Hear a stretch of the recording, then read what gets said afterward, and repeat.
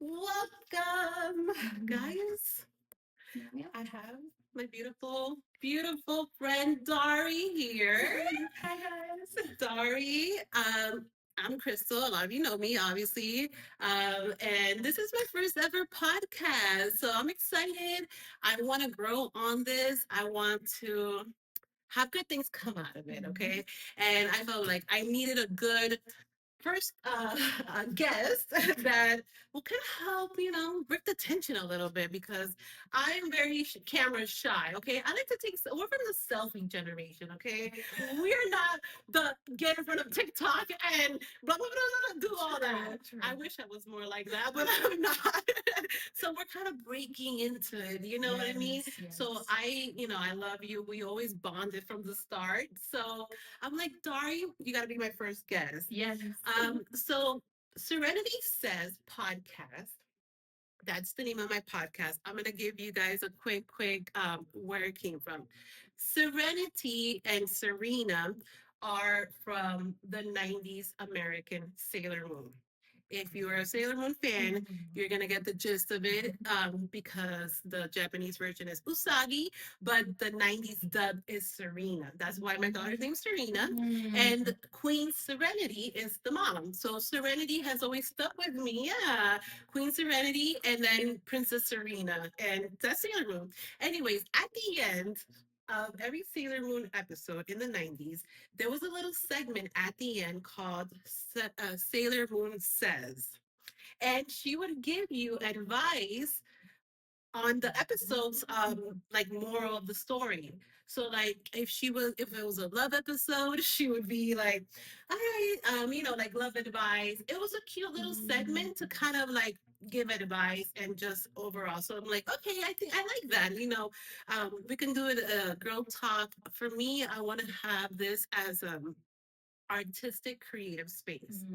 I want to have uh, women empowerment, stories that help women, and just we're going to grow on it, So, for example, you are an aspiring model and you have an amazing story to tell. And then we're going to have an author, a writer. So I'm excited about that. And a possible Olympic gymnast. She will not be named right now, but That girl's fire. exactly. So that's kind of where I'm headed. And we'll see. This is our startup, but you're going to see styles changes. My next guest is going to be on Facebook Live. So I'm testing I'm sorry, Instagram Live. She's big on Facebook. I'm big on Instagram, but I'm like, let's try Instagram Live. Yeah. So that'll be different because I have never really done a live like that. So we're gonna do that. But everything will be uploaded to my YouTube channel, which I will be dropping all the links and everything, so you guys can catch it at your own time. When you have time to sit down and listen to it, that's when I want you to listen to my podcast. I know there's people who are always on the go, but take the time to just kind of sit down and listen to Listen to girls talk. girl talk, right? I love that. And so let's start with Dari. Okay, so Dari, I have a list of questions here. We're gonna start, okay? So first, give us a backstory. What's your backstory? Give us a little general. Okay. Where did you come from? Where are you from? And what's your backstory? For sure. Yeah. So my name is Dariella. Dariella. Yeah. So fancy. And yeah, not a name you hear every day. And I am Puerto Rican and Italian. I'm 23 years old and I'm here from Orlando. Born and raised here? Born and raised here. I know I really need to get out of here.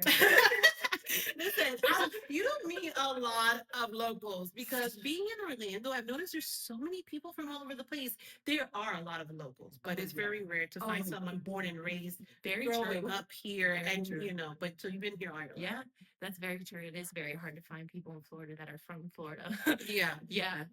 So yeah, I've just been here my whole life and going through like a lot of like the things that God has been showing me, challenges like within family, within relationships, all these different things. And finally, I've reached to the age 23, like I said, to where I feel like I'm more grounded in like who I am. I found my purpose. I've found the things that I need to get done. So now we're in the season of getting those things done. That's amazing. Yeah.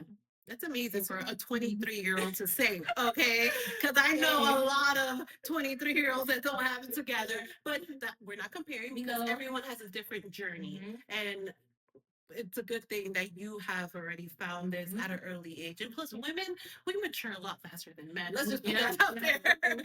So that's amazing. Yes, that's and your childhood shaped, a lot of where you are now. For sure, definitely. I think for everybody that's the case. You know, the way that you're raised definitely gives a lot of insight into like the things that you move into your adulthood and learn as well.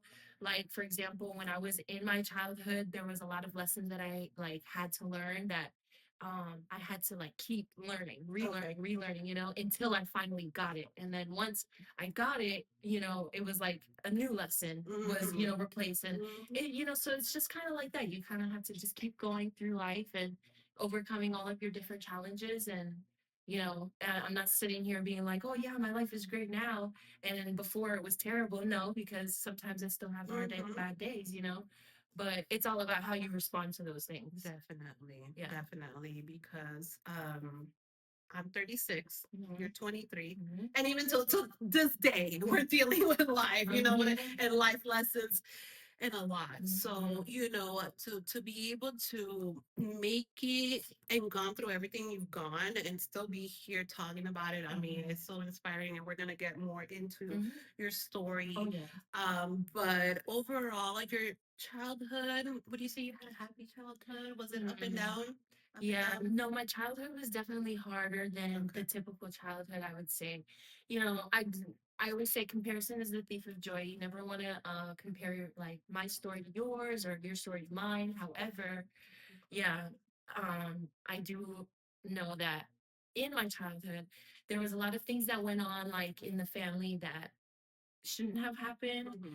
But just talking about your upbringing and what makes you who you are, you know what I mean? And it does shape you. And you shouldn't have to sit here and be like, oh, I got a horrible life. Yeah, no. Like, no, I mean, no, never that. Because I've learned that you can't have those things from the past translate into your future.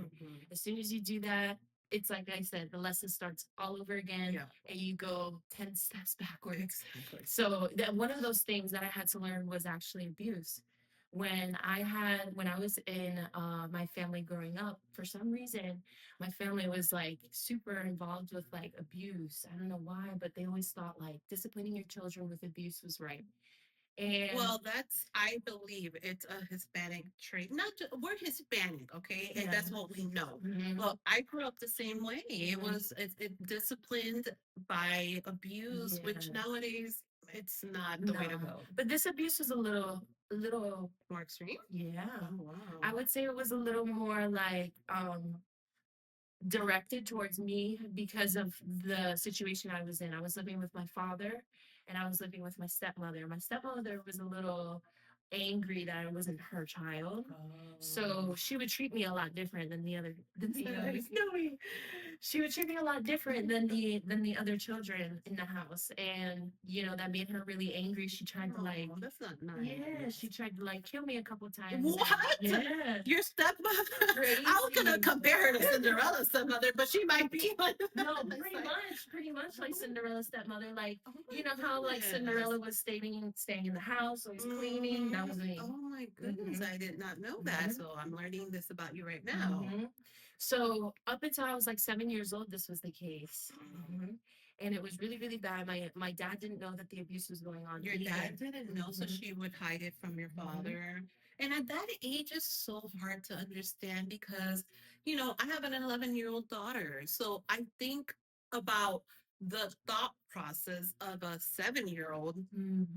How do you feel like that when you just want to be included with your siblings and you want to feel the love? You know what I mean? Yeah, definitely. But you know, the interesting thing that I had to come to terms with was the abuse and trauma that I suffered in the early child of my stages of my childhood has actually translated into, remember what I just went through about a year and a half ago. Because it's trauma that you're carrying, and you were never able to express heal it, or express it. Yeah. Okay, well that's something I didn't know, and that's crazy. I'm like, geez, your mother, your stepmother. Oh man, it's tough, but yeah, so well, like you said, not everyone has the happy fairy tale. Even rich people still have problems. Oh, yeah. You know what I mean? Yeah. So it's not a thing about money or status. It's just, I don't know, man. I feel like this is kind of where we are as a nation. And it goes back to our parents and our grandparents, because you analyze your parents, you analyze your grandparents, and then you start to realize, okay, this is why they're this way. This way, yes. This is why. And why I'm this way. Exactly. 100%. Because you know, it's something that I don't even really like to talk to a lot. But again, growing up in a household where you will get the shit smacked out of you if you stepped out of line. Okay? Literally. When I got with my husband, Patrick, he told me that he had never, ever been spanked or touched. I said, what? You're a liar. I don't believe you. And he's like, I swear, my father never, ever hit me. And I said, I have never in my life heard that. I said, is it possible to raise a child without abuse? Wow. Because even when I first got with Patrick, I almost felt like I was somewhat abusive, like not by purpose, like just how would subconsciously. I would like sometimes be like, no, don't like, yeah, like it was a reaction. And then one day I was like, you know what, this is not the person I want to be. I don't want to hit you, I don't want to smack you, I don't like, why am I you? He never ever ever ever laid a hand on me. He kills me with kisses and smothers me with hugs, and I'm like, stop. But when we had Serena and he told me that, I said, is it really possible to raise children without ever laying a hand on them? And till this day, I have never, one time I smacked Serena because she was like 1 year old, and I picked her up and she bit me in the stomach so hard, and I was like, no, no, don't do that. But I've never, ever, ever, ever hit her with anything, or and some people, it's hard for some people to believe that. I was shocked when Patrick told me, but I look at my daughter now, and I look at our household, and I look at our relationship and our family, and this is exactly what I wanted it to be for my family. We're happy, we're close, of course, we all have our own things at the end of the day, but there's ways to resolve it without physical abuse or verbal abuse. Look at you breaking generational curses. Oh, listen, we are breaking generational, and we can go even deeper, but that's another topic. Actually, my very good friend is going to refer me to a therapist, counselor that deals with domestic abuse, but I would love to have someone eventually. I don't know if I want to open that can of worms. That's a big can of worms. Yeah, we might offend a few people, but hey, anyway. But yeah, no, that's great. So let's switch topic a little bit. My next topic was how we met, just how we came, how we are here. Just saved my life. Oh my gosh.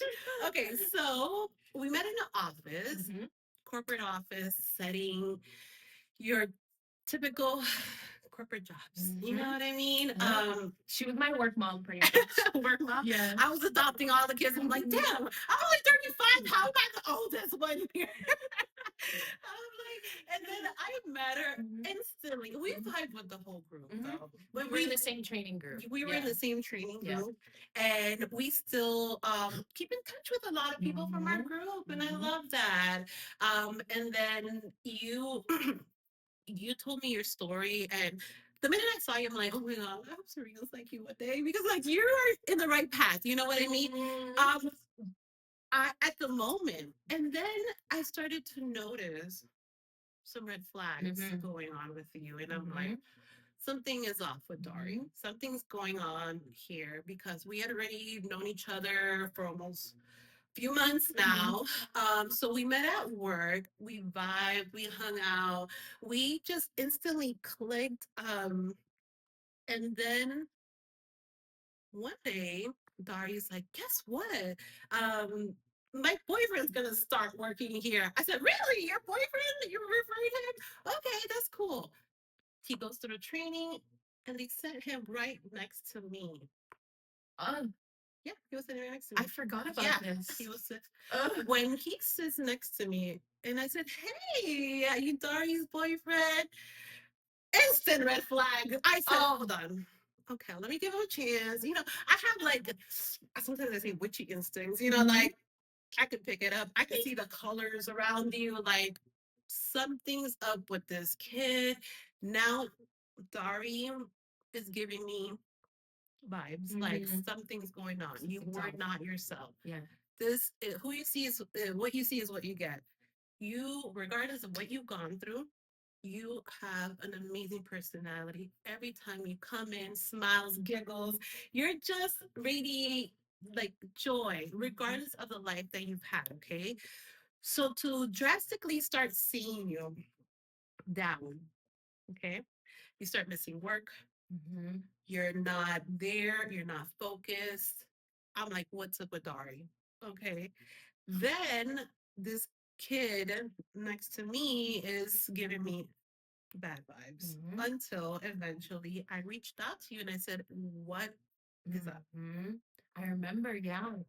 And we were talking on the computers, and I was sharing with you that things were going south because I had to have.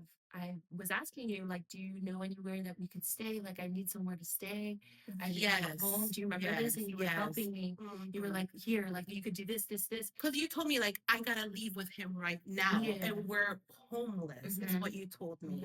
So I started to help you get some resources to help you find somewhere to stay. Yes. But I was of course, I don't want you homeless. And I'm like, and I already knew something was up, but I didn't know exactly what was up. But I'm like, you know what? Let me help you. Let me help you because if something serious, which was my hunch, but I didn't want to believe it. Okay, so then you and him needed a place to stay, and then eventually, what led to what happened? Yeah. Wow, yeah. So bottom line, let's just break the ice here. It's a case of very bad domestic abuse. Let's have another shot of espresso before we get started. Trigger warning, by the way. Yes. So good. It's so sweet. I love it. So it's good that you say trigger warning, but you know what? Sometimes we need to be triggered so we can actually talk and have these conversations. I like to trigger people in a good way, in a positive way. Like sometimes we can't sugarcoat things all the time. You know what I mean? Yep. And this is something that I have been with my husband 19 years, okay? And the fact that he has never ever talked to me bad, hit me, anything like that. And when I see these cases, it just angers me like, no, everyone deserves love. But you know what I mean? Yeah. So it's a domestic violence. Yes. So I was in this relationship for about 10 months, almost 2 years. But the thing is, it always starts off like what you don't think it is at all. So I had met this guy through online, because that's how you meet everybody nowadays. And it was a pandemic, right? It closed your age where people aren't going out as much and meeting people. Exactly.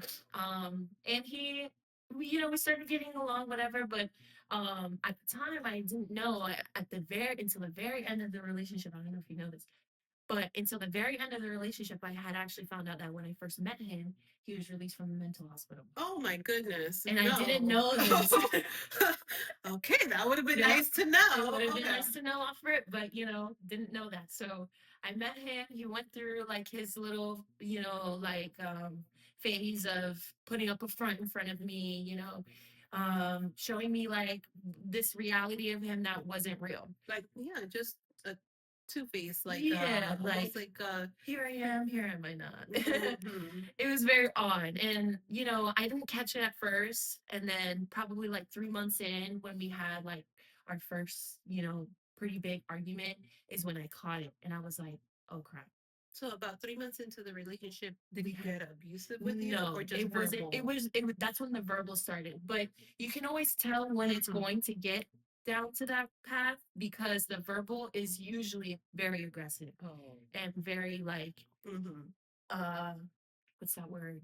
Manipulative? That too, and also vulgar. Okay. Yeah, like just very like Yeah. outlandish things. Okay. So I picked up on this, but obviously me being young, I red flag went right over my head, and we continued to date, and that's when I met you at the office, and I started working with you guys, loved my job, everything was okay, Mhm. and then his best friend worked there too. Yeah. I'm not gonna name drop. No, don't name drop, but I'm pretty sure he was sitting on the other side of me Yep. too. So his best friend used to literally work there. Yeah. And when we found this out, he got mad. He was really mad because he was like, he was thinking that me and him were gonna Oh do my something. goodness. So this is when it got really bad, When you right? started getting jealous. Yes, Mhm. was when I was at the job, and And he's literally right there too. Or this is before he got hired? this Or is shortly before he got hired, right? okay, okay. But like, mind you, the whole time in the relationship, it's very like narcissist. Like, Mhm. is it giving very much? I'm working, you're not. I'm paying for everything. It should not be this way. Yeah, definitely. But I just continued because I wanted to help him out. He was having a hard time at home, and whatever. So then finally, we're at the job, and the jealousy continues, and it's like really, really growing every day, and it starts to become abusive. He starts like When when was like the first sign of abuse? probably like 6 to 8 months in, because that's what the first time he got arrested. So the first time he hit you, you called the cops? Yep. Oh, good. Okay. And did he, I mean, what did he do? Did he grab you? It Did he was physically hit by the you? court. They put by strangulation. Oh my Jesus. Mhm. Okay. So, because that's essentially what happened. And I didn't like, even when it was happening, I didn't even think twice about calling the police because, people are like, oh, don't call the police. His mom was one of those, don't call the police, Of course. but Mhm. he was like standing in front of my one and only car that got me to work to pay my bills and, threatening to like break the Mhm. windshield with, one of my items and like pounding on the glass and stuff. So Mhm. obviously I was not going to allow this Of anymore. course. So I called the police, and he ended up getting arrested That because same night. yeah, That's great. earlier in the day I had shared with the officer that we had been arguing. He had strangled me on the bed. So Oh my yeah, goodness. so that's why he was taken to jail the first time. Okay. Now after that, the mom, his mom, because at this point I was living with them because of the situation that I had previously that I was living with before. Okay. You remember I mentioned we were Yeah. homeless, so I was living with his mom for a little because she had taken us in if we paid rent and stuff, and so at this point he goes to jail and she begs me and begs me and begs me to drop the charges. She begs me and begs me and begs me, and she's like, please, this is his first offense, like, please, we'll let you stay, like, we'll let you whatever. And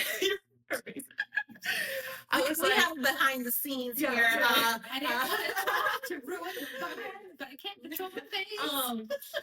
And I was just like, me being young and naive again, it doesn't make me, like him at all. It just makes me naive, Yeah. and I know that Yeah. now. But I saw the desperation as a woman and as a mother. Like, I'm not a mother, but I see it, Yeah. and I was just Okay. like, okay, whatever. So I dropped it. You dropped I it. dropped the charges. I It get was the it. first time, I right? understand, but okay. So then he gets out of jail and he's like, I'm gonna change. Da, da, da, da. We start working together at the office. Okay. And that's when you meet him and the red flags start going out because at this point he had already been violent with me. Mhm. And and he any situation, any argument. This is probably why you picked up on the vibes that I was walking on eggshells every day, coming to work because I didn't know how you react. One time he told me that he would, now that he got the new job at the office, that he was going to have sex with every single female in the office. He told me, he said that straight to my face. I swear to God. And I was like, oh, really? He was not hot shit, first of all. And yeah, okay. Yeah. Oh, really? So you see, like, it's that narcissistic, controlling. And what did you tell him? You can try. You can try. Right. Listen, it would have been like maybe half the office would have done it.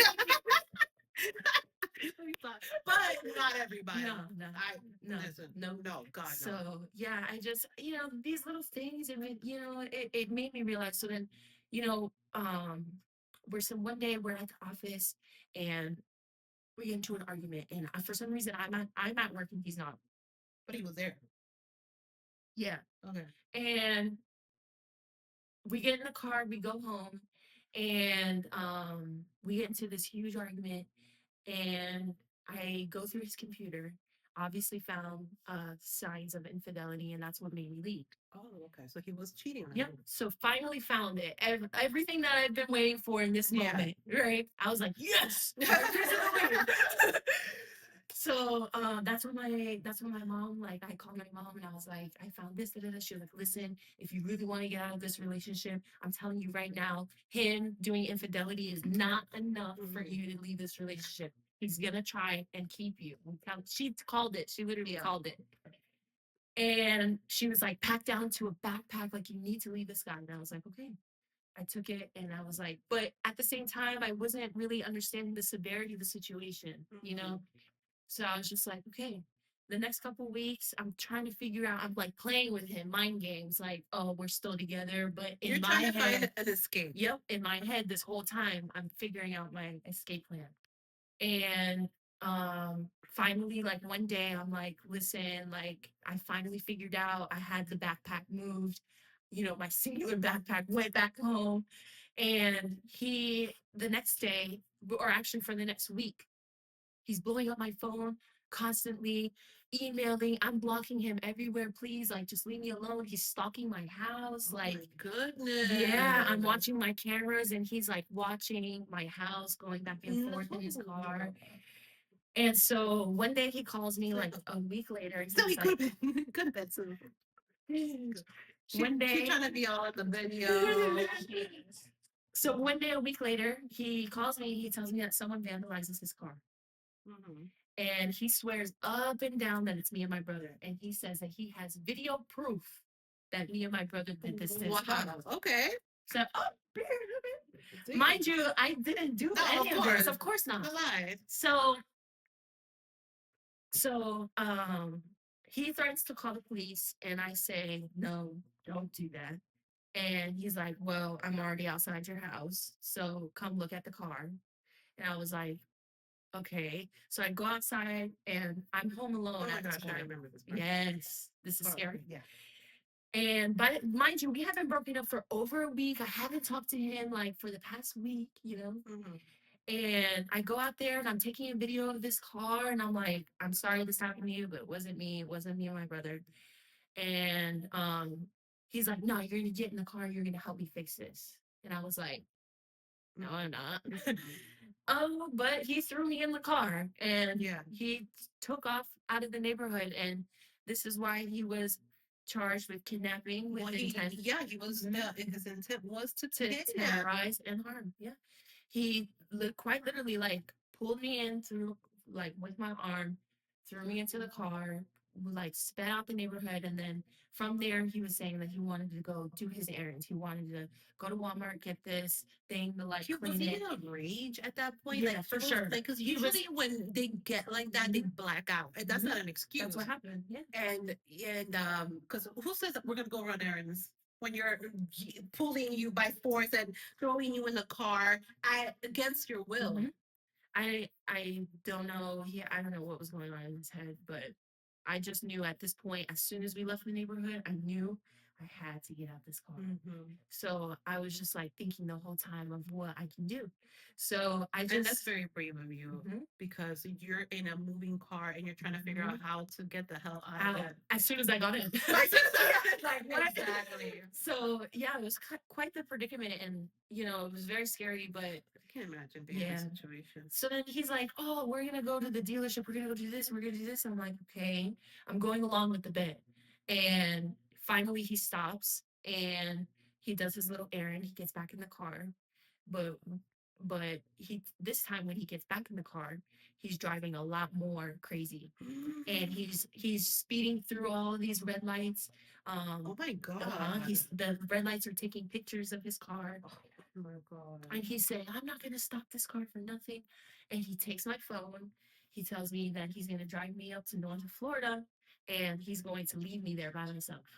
And at this point, I'm like, this means he's gonna kill me. Oh my Like, God. I don't care if he has my phone and I have no way to contact my family or 911 right now. Mhm. This is what's happening. Um, So that's when everything really zoned in, and I was like, okay, I'm in fight or flight right now, for sure, fight or flight right now. So finally, he's running through all these red lights, and how I was able to escape was he stopped. He had been cornered by three different trucks, one in front of him, one behind him, and one to the side of him. And I had realized we were going like maybe 5 miles per hour, and I was like, "This is it. If I don't jump out of this car right you now, jumped out of a freaking moving car. if I don't jump out of this car right I'm now, dying. I'm dead, because he's just gonna keep going, and this is the only way." I'm looking around myself. I'm like, "This is perfect. All these cars And around me, the door was unlocked. and the door was unlocked because I had actually had the windows down, because I had been thinking prior to, when he was running through the red lights, to put the windows down and start screaming outside the window.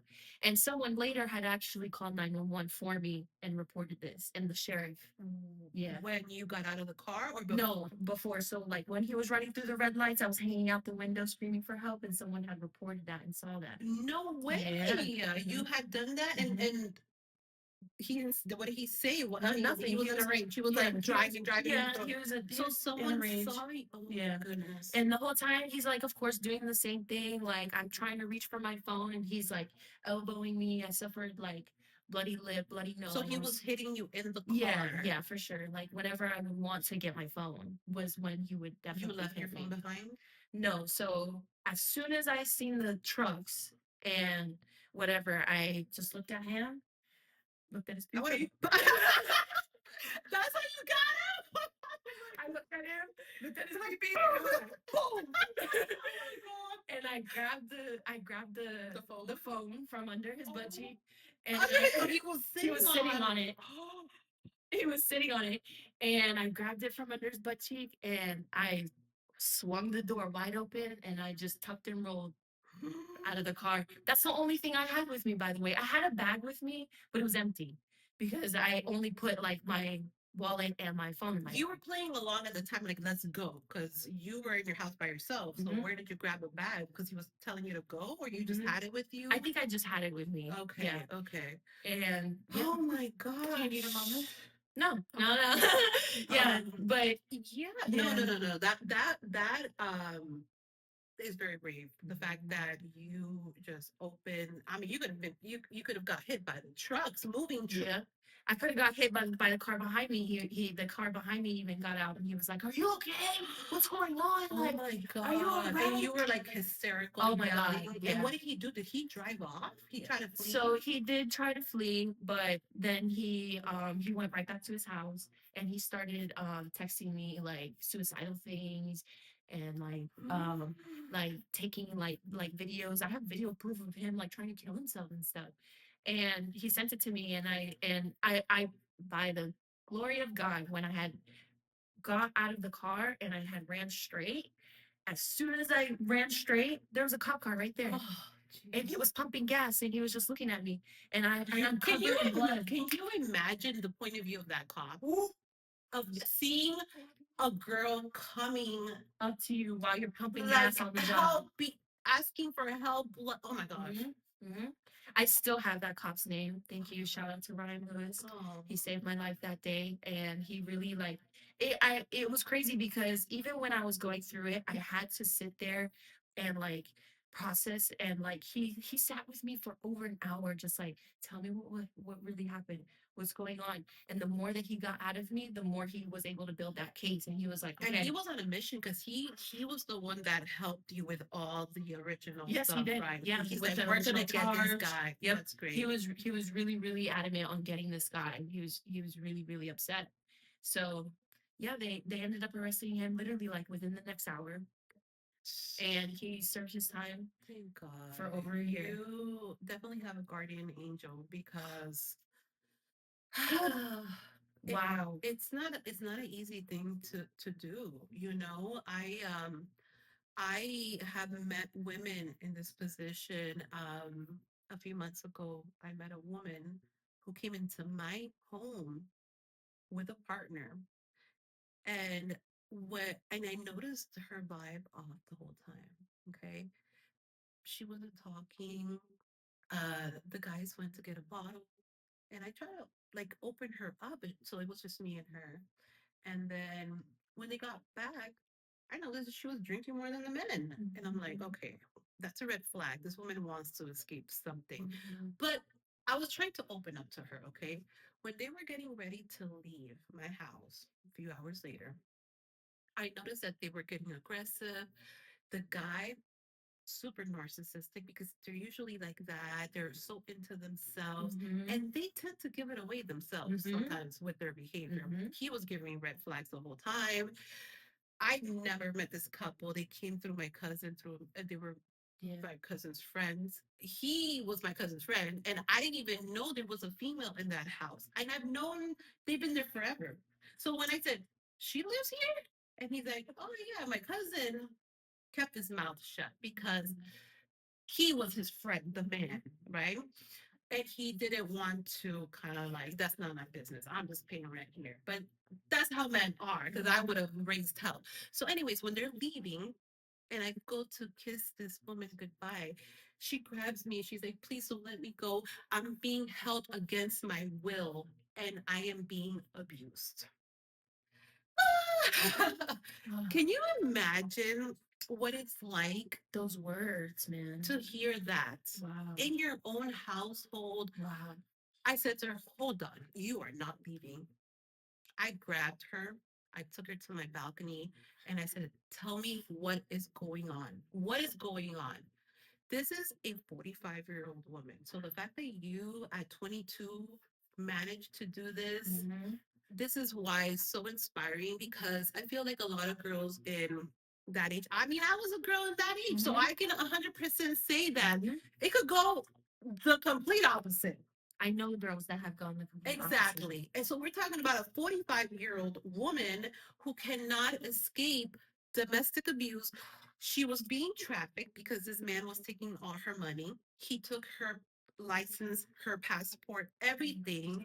He would force her to message her family indicating that she was okay, but indirectly pulling her away from all types of contact. Mhm. This is the same man that will kill you, by the way.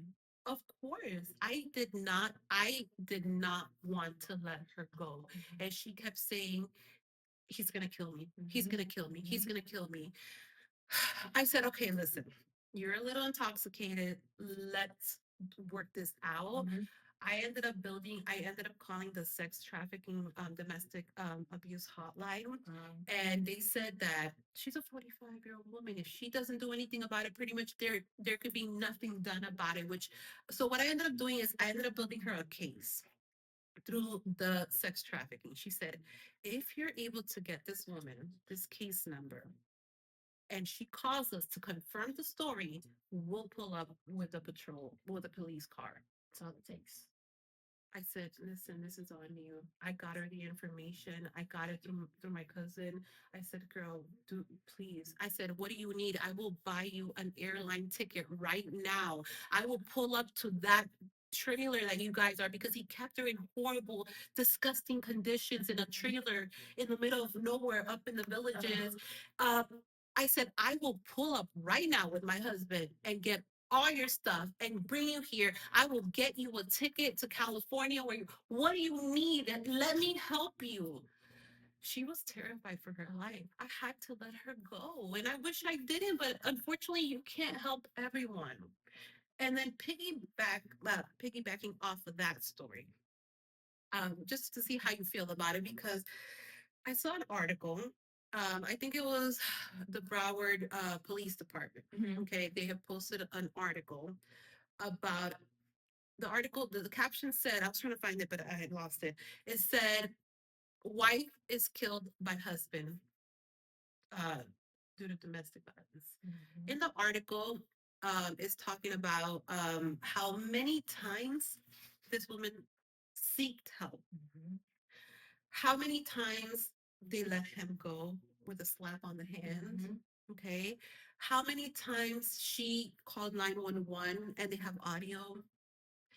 This man ends up killing and murdering her. And you know what they said? The Broward Police Department, we dropped the ball on this one. Yeah, well, that cost a mother's life because I think she left behind. So this is where sometimes, shout out to the cop that helped you, but the system is messed up, and the system is not set up to protect us women. Very true. It's not. It's not because how many times? Oh, and that's not. We could keep. We need to. We're gonna wrap it up. We're gonna wrap it up with your story. But so this guy goes to jail, and he's in jail for a year, right? Yeah. And then he's released, and you have a restraining order on For him. the rest of my life, I have a restraining order on this guy. Yeah, and then what did they just found? They found him breaking his restraining order. He had, yeah, he had all your information in his phone, your new address, so your new location, and everything. I remember posting, and you saw it, and you responded. I remember posting and tagging Orange County Sheriff Department because I have a big social media presence, and I said, "Listen, Orange County, I don't know how many times this guy has broken my injunction, but this time it's like through my social media. And this is where I make my money. Okay. This is where I make my money. This is where I put out my work and I get published. So if I'm chronically online for my job and I can spot from a mile away that someone is not supposed to be liking my stuff and you're stalking my things, because he created a false page to look at my TikTok videos, but and then he had a picture of himself. He had one with Of himself and his tattoo. And his tattoo. So there's no way to go about it. Like, are you dumb or are you dumb? Because you're gonna create another account with your face on it, and you know that when you go on TikTok, it shows you everyone that's viewing your profile. Oh, and he liked it too. And let alone he wanted to send the like. And out of all the videos that he could have liked, he liked the specific one that I made about the case. So, like, I see what you're doing. Right. I want you to know that I'm watching. That I'm watching you. Oh, really? Okay. Well, I'm also watching you too.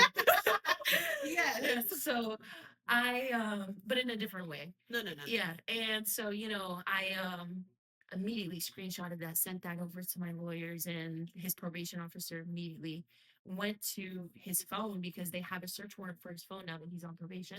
That's great. And they went through his phone and they found more.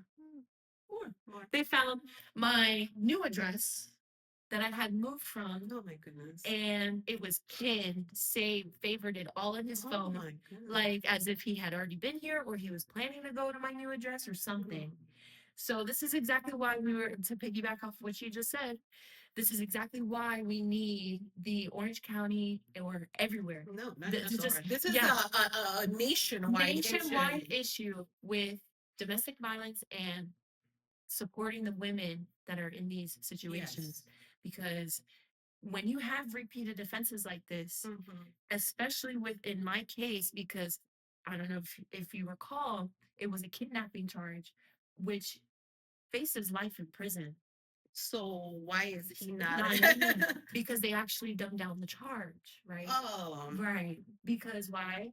Because they don't want to keep him. They don't want to protect women for as long as they need to be protected for. So They gave him a plea deal. They let him out within a year. And So the fact that he has a history of being in a mental hospital, and a domestic violence charge for me against before. The first yes, one the was first strangulation. one, And now the second one. and okay, so Third. exactly. So that goes back to how much more do you need? What are you gonna say? We dropped the ball on this one again? Like, do we have to get to that point? And so many people, I could name like 3 people off the top of my head. Exactly. I hope and pray to God that this woman is alive. I don't know if she is alive or not because she kept repeating over and over, he's going to kill me. He's going to kill me. He's going to kill me. And I said, listen to me. You're not leaving my house. Then I open up social media, Broward wife is killed by husband, multiple records, multiple that dude, like how much more? How much more do you need? No.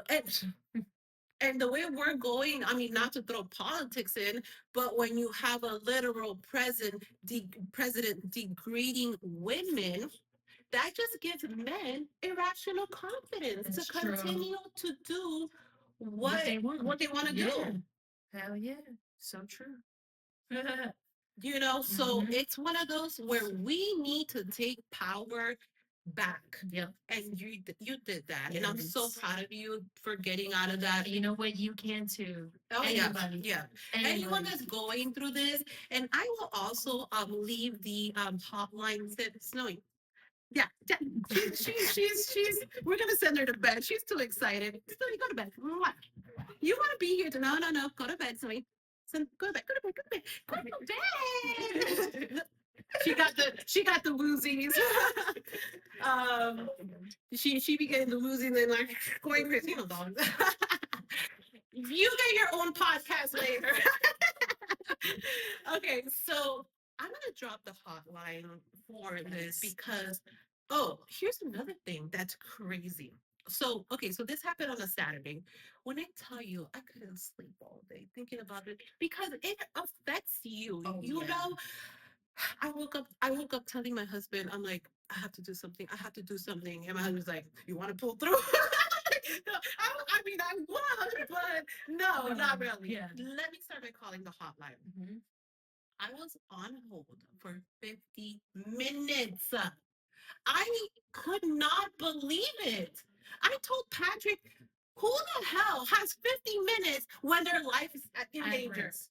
At risk. No way. Okay? No like, way. there's no way a woman who is terrified and has nothing because this woman told me that the guy would take her phone when he was at work. And when he would get back, he would allow her to have her phone for a limited time to make sure that she wasn't communicating with anyone. So when she had her phone, was when he was there. So where do you have 50 minutes to sit on hold with the hotline for domestic abuse trafficking? Never. And that's another problem that we need to fix. The system needs to get fixed because that was I was flabbergasted when okay, so when she finally answered, have you ever called any of these hotlines before? This is my first time ever. Maybe. Okay. Yeah, So, actually, yeah. you called? Yeah. Okay, so when I called, pretty much she told me that since this is a 45-year-old woman, that I can't do anything about it. I can't. All I can do is build her a case. So I built her a case. I gave all the information. I gave the address because I knew exactly where she is. I gave the description of the man. I gave a description of her. I gave a description of the conditions and everything that she told me. And I built a case. And they told me all she needs to do is call in and give us this case number, and we will pull up with a police officer. Ay, ay, ay. You know that It's that makes me like kind of zoom out on my perspective for a second and kind of like realize that could have been me. Oh, definitely. Or not only that, but like now I know how this feels for somebody else. Because as soon as I got out of this situation, I met a girl in this exact situation. Yeah. And I had to help her through it. And I did. And I think this is your purpose. You know, Mhm. sometimes you're living these events in your life and you're like, God, why am I being put through this? You know what I mean? Like, you don't ever question your journey, but be mindful and try to better yourself. And you did that. And look at you now telling your story to others, which I love. I'm like, I need to have you here because I've been through, I mean, I've seen this. Mhm. Another fairly early stage was when my husband and I first started dating, and we had a couple friend. He punched her in front of us, knocked her to the ground, bleeding, bleeding. His No, I couldn't believe it. no, I could not. We were going to spend the night there. I said to no, Patrick, hell no. no. Not only am I getting the hell out of here, I'm going to call the cops. And she begged me. They always say no. They always say no. Long story short, they're still together, but What? yeah, I, I don't know. And I don't want to get too into that, but I just hope to God that either he changed his life completely around and is 100% better person than he was, which I Narcissists don't doubt. change. No, girl, I don't think so. I don't think so. So I just hope that either she's happy and protected, but it's scary because we were both the same age, and I said to her, "What? Why don't you want me to call the cops? Is this what you want for the rest of your life?" Baffles me. Wow. And I'm like, "No." And that was my husband's like best friend at the time ish. I said, I want nothing to do with him again. Nothing. I am offended. If she doesn't want to take it personal, I'm taking it personal for her. Yeah. Okay.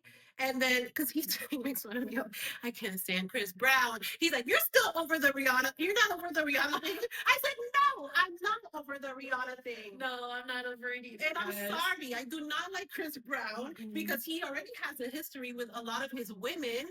So sometimes it gets me when people are overly obsessed over him. Like, that's a type of person that I know a lot of people are. Can I tell you a little insight? Are you in love with Chris No, Brown? no, no, not at all. You're gonna laugh actually. The ex-boyfriend that's toxic, right? He has a sister. No, both sisters. They are crazy, crazy, crazy Chris Brown fans. And I mean crazy, like Obsessive crazy. no, obsessive. They follow him on tour and pay for VIP to go see him backstage. Listen, I know a handful of people who are obsessed over him, and I don't. It's something that I just, again, because I take it personal. Same. Because what happened around the Chris Brown time was the same time that was happening with the people that I knew. We were young. We were all about the same age because me, Rihanna, Chris Brown, we're all about the same age. That couple friend, we're about the same age. So yes, I took it personal, and Patrick's like, "Girl, you gotta let it go." I'm like, "I'm not letting it go, and I'm not letting go of Chris Brown either." Like, no, I don't like the guy. And sometimes I question people's judgment when you're so obsessed over someone like that. Sometimes it is hard because now we got the Diddy situation. It's hard when you connect with an artist with their music. You know what I mean? And I get it. He's a creative artist, but I don't, I rather not. Nope. I rather not because I know the type of person you are, and I'm not going to support you as an artist because he has history. I think with the Karuchi, I don't know, like the Karuchi, or I don't know, the other girlfriend that he had a baby with. Oh yeah. I know he has a history over and over and over, but bottom line is no. That's a big no for me.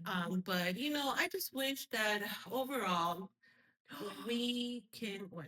I forgot to tell you something too. What? You know how, okay, classic narcissistic move.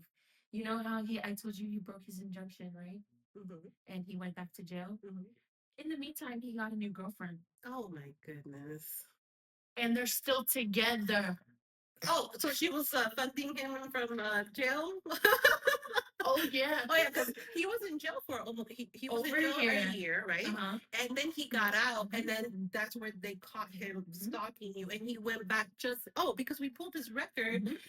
He was in prison for jail for a year. He got out, and then right there he starts going through all your stuff, and then he just got arrested January 2025. So he just got released last month. He went to jail on his birthday. Birthday! Happy birthday! Yeah. And he True has story.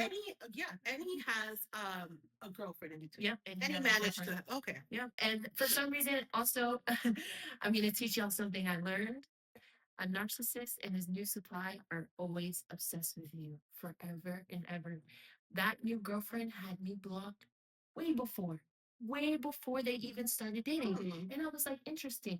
And that girl stalks me on my social media every day. I know because I have a way to see it. It's my job. Yeah, yeah. And when you are a content creator, an influencer, we have tools on our social media that a lot of people don't realize. Literally. So we can see like we're one step ahead of you, pretty much. Always. Yeah. And as content creators, we post what we want people to see, but we're mindful of what's going on. Okay. So don't think we're not mindful of what's going on. And you're very aware and you're one step ahead of him. Thank God, because you were able to see that this guy's stalking you from another page. You were able to report it quickly because he had just got out of jail. The probation officer got on his phone, found your address, found your information, and now they put a new restriction on him where he is not allowed a smartphone or internet in 2025. No internet and no smartphone. Right. It's gonna make it harder for him, but at the end of the day, you know that it's impossible to escape. Yeah. Sister, let me get your phone. Whatever. Mom, let me get your phone. Brother. Get an iPad.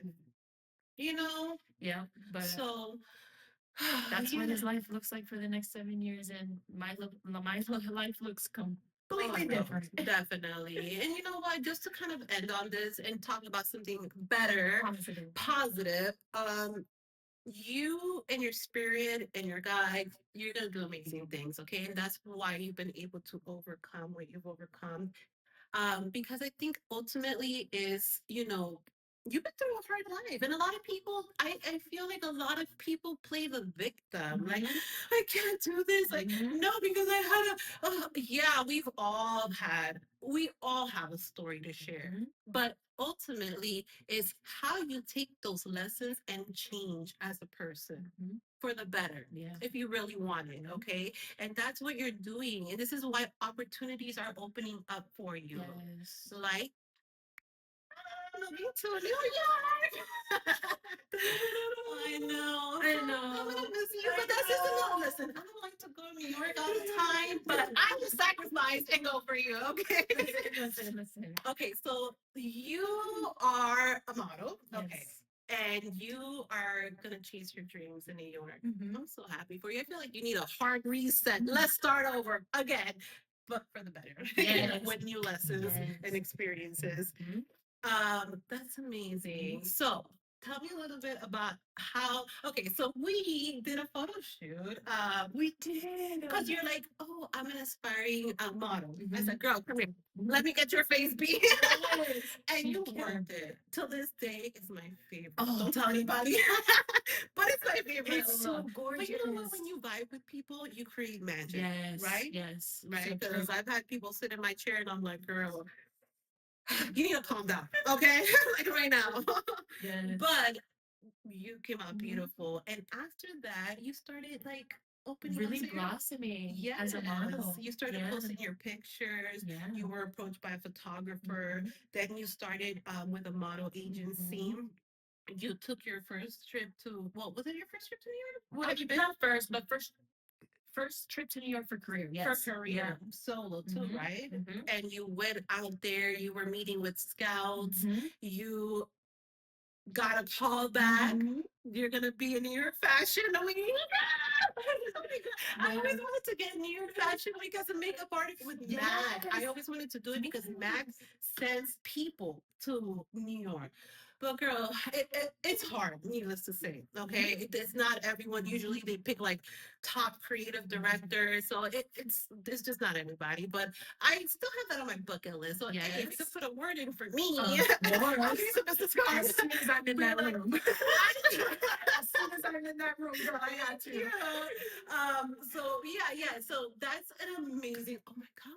Can you imagine walking down New York fashion? Yes, oh my God, that's beautiful. yes. As long as I'm eating, my friends are gonna eat too. Say it. Listen, one of us is gonna become a millionaire, but whichever one, we got each other. Manifesting.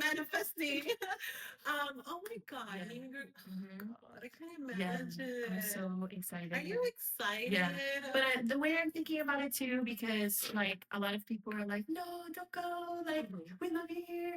I'm just thinking of it more as like a business, as a business expansion rather than a move, because I will definitely be back for sure. Like a lot, like Orlando has pretty good modeling jobs too. I've built a lot of connections here, relationships, and you being a major part of my life. So I would definitely be back very frequently, but that's just, the Girl, branch. we want to become internationally worldwide, okay? Paris. Definitely, because I'm trying to get out of here. Not forever, but eventually I want to make it to Europe. My besties just came back from Italy, and I'm like, Italy, I want to go to Italy. So I haven't made it to Europe, to that side of town yet. So that's my next move. But you want to go Paris, girl. Paris, Italy, Milan. You want to take over the world, okay? So don't think Orlando. Think out of the box, okay? I tell people all the time, I'm like, everyone needs a new experience, okay? There's people from Florida that want to get the hell out of here. There's people in New York that want to leave, and that's what causes flow and change, okay? So you leaving, because when I came to Orlando, my mom's like, don't leave, don't leave. What are you gonna do over there? Everything's gonna be the worst of the worst. Fast forward 6 years. It's the best, the happiest I've ever. Just the sunshine alone makes me so much uh feel better. It makes me feel better. So I needed a change. And maybe someone in Orlando here needs that change and they need to go. So I'm always up for just go. Go. And see what the world has to offer. That's what and travel the world. Don't limit yourself to New York. New York is a stepping stone to the world. Yep, exactly. That's exciting. Yes, that's exactly so. That's what it said. Yes. So you got New York fashion. When? New York Fashion Week, November. Okay. November. And then in between, I will definitely be dance training. Oh yeah, because you have a history of dancer. You are a dancer, and you have the body for it. How tall are you? Because when I saw you, it's a debate. Well, how tall are you first? I don't know. I think some agencies say 5'10", some say 5'9". 5'10". Okay, we'll go with 5'10". Okay, so when I saw you, I said, "Oh my God, this is where my daughter is going." Yes. Because my husband is 6'1". This girl is already. She's tall. I wish you would have seen her, but she's in school. She's my height every day. She said, "Mom, sit next to me." And I said, "Listen, even when you're taller than me, I'm your mom still, okay?" But my mother-in-law, my mother-in-law told me that when she was Serena's age, she was 5'8". Whoa. So my mother-in-law was 5'8" and she was a dancer in Cuba. Yeah, so she has that dancer slim tall body. And then Patrick's dad was 6'2".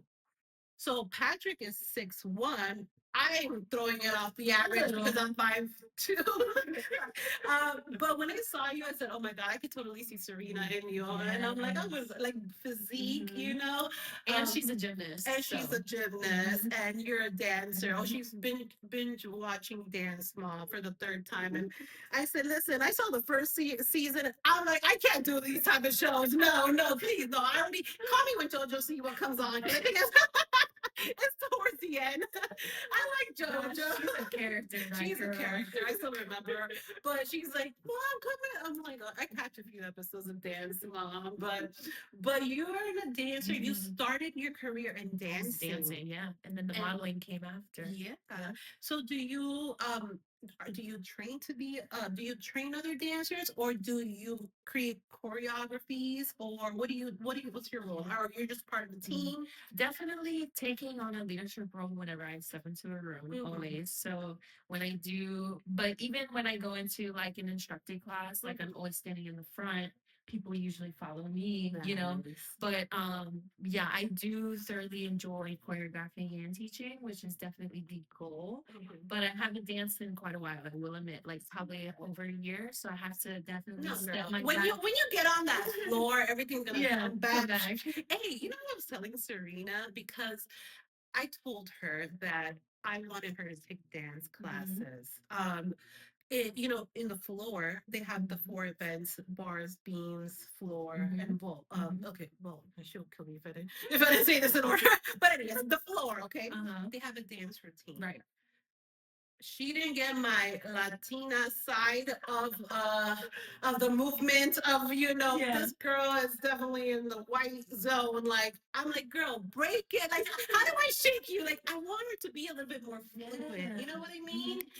So I told her, like, we should take some classes. Do you recommend Yes. anywhere Ooh. that I can do? I want to do like a variation, like maybe hip hop, salsa, maybe a little bachata, maybe a little jazz, to open her up with different styles. Susan Dance Works is a good Here in Orlando? is a Okay. good dance studio that has all of those genres and really great quality teachers. Okay. Yeah. Okay. So I would definitely. I'm gonna recommend look them. into this summer, because right now we're ending competition season. We're actually gonna be doing Fort Lauderdale this weekend, then possibly Atlanta, then Daytona, and let's not talk about everything else we've done.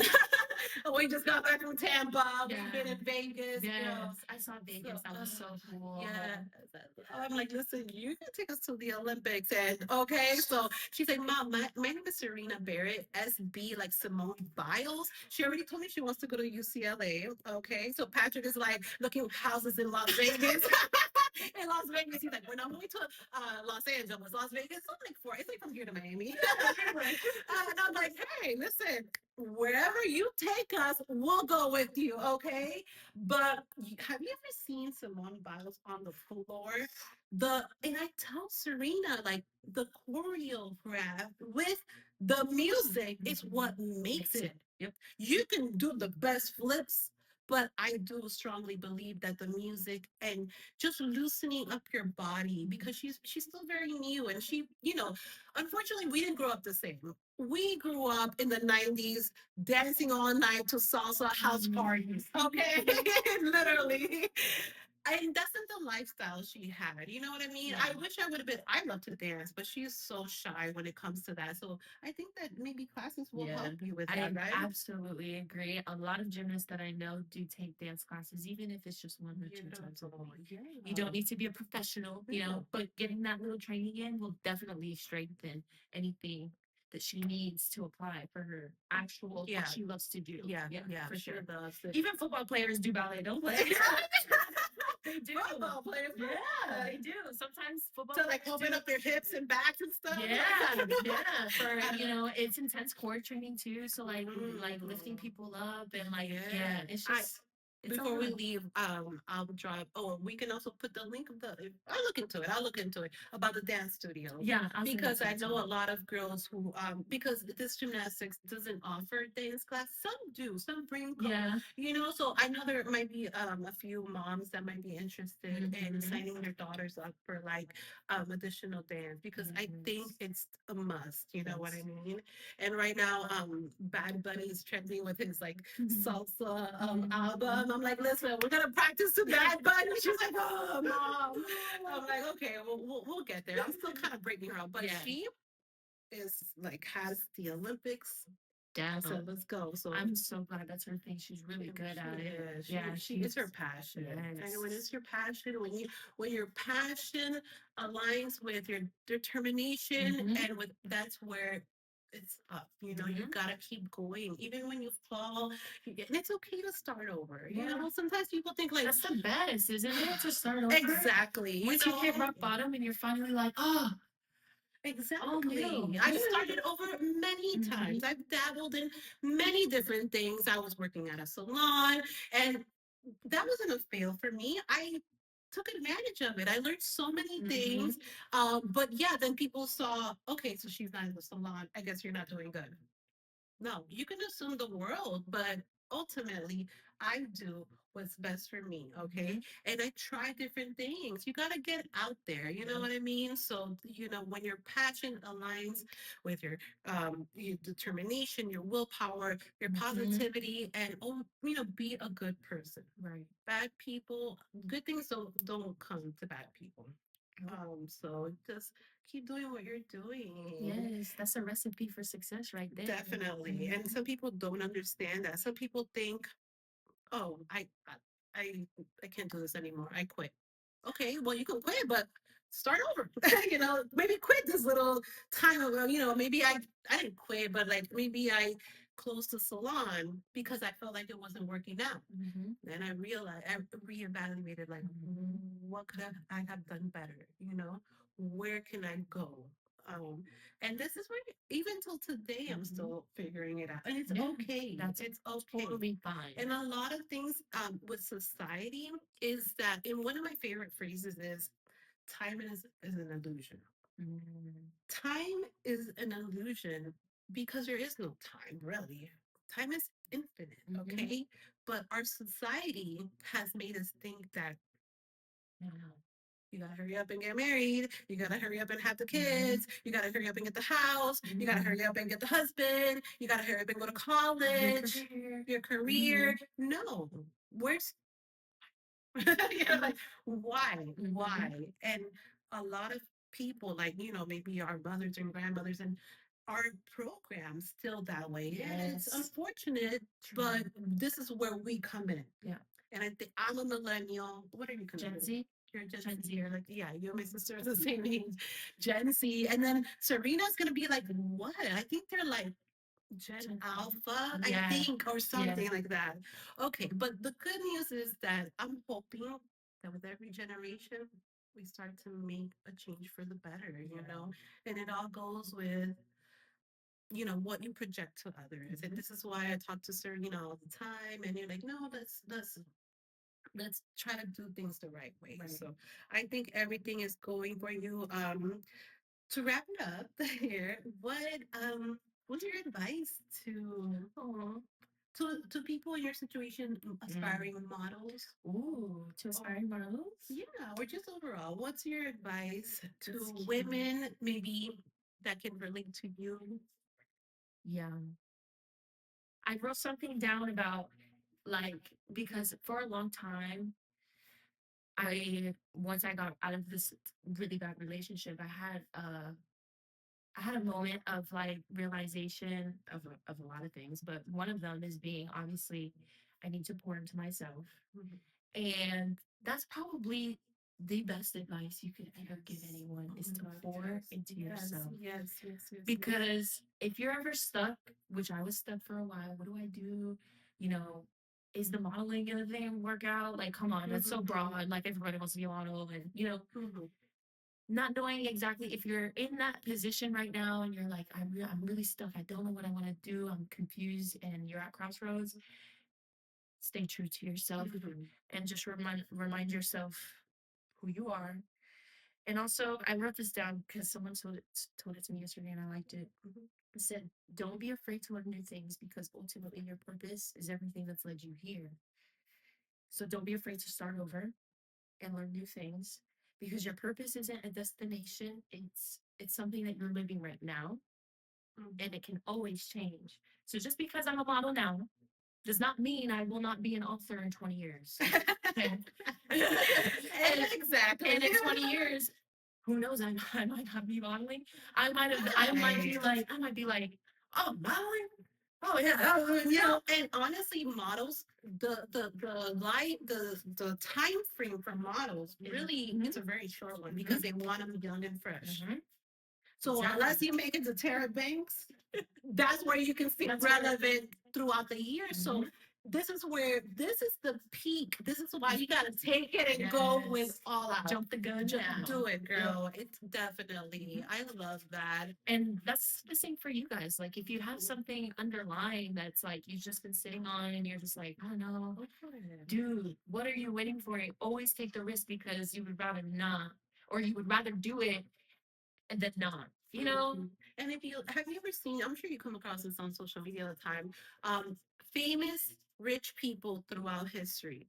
And it tells you sometimes when they made it. Sometimes they don't make it till their 50s or 60s. Like people think that unless you're a trust fund baby, that you're born rich, which not most of us are, it takes time to build it your takes 10 empire. years. It takes 10 years to become an overnight success. I always say that. Oh yeah. Because people, sometimes people think like, sometimes people assume things from you. Okay, and I'm gonna be very transparent. What I put out is what I want people to see. So don't assume something because I create content. I try new trends. So what you see is really not me. Maybe now through my podcast, people will start to get to know me a little bit better.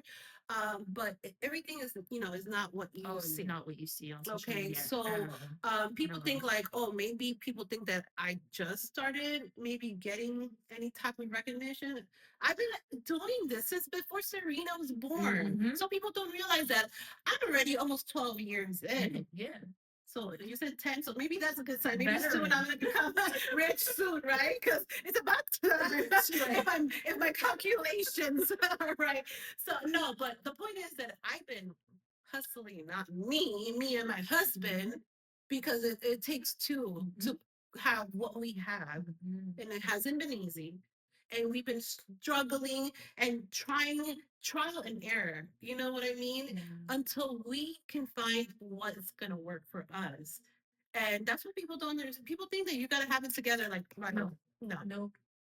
And then piggybacking off of that real quick, just to finish, you said pour from your own cup. And this is something that, some people think is selfish. And I'm like, well, if you think it's selfish, then you need to reevaluate yourself. And here's the way I see it. And I always use this example with a lot of people, okay? When it's just you, it's just you. You give 100% to yourself, right? That's how I was. Then I met Patrick. Okay, so now I have a partner. So now I got to give my partner a lot of my time, let's say 50%, okay? Then I have a daughter. So now I have to divide my time into three. Then I have a dog. Then I have to divide my time into four. And if you have more kids, you got to keep dividing. If you have more pets, you got to keep dividing. Okay. Don't forget to fill yourself up first. Because if you start giving everything to everybody, you lose yourself. And you're not going to be the best mom. You're not going to be the best wife. Because my husband tells me, we're happy when you're happy. And if my cup is empty, who's unhappy? Me. I'm stressed out. I'm depressed. I am miserable. I hate my life. And I don't have love to give to my husband and to my daughter and to my dog. That's so good. So when I fill my cup up, and how do I fill my cup up? Through their love. Because I give them love and they give me love back. My cup is full. So now everything extra, like you, my friends, that's extra that I receive, right? I don't need anything from anybody. And it's not in a bad way. Like I don't need anything, but what you bring me is extra. Right. Your love, your friendship. And we can help each other out because you feel good. Don't try to help others when you're not here. Exactly. Because you're giving everything to everybody and you're drowning. You don't have enough to go around. And this is how I feel like I've been able to have a relationship for 19 years with my husband. And it hasn't been butterflies and rainbows, but it's something that I have to remind ourselves, and we talk about it, and we do a lot of healing and stuff. So that's a good advice. Continue to do that, and you will hopefully one day attract a partner to help you grow. If you want another, you have to. But if you are looking for love, maybe one day you can attract that partner, and you guys could build your empire and have your dream life. You know what I mean?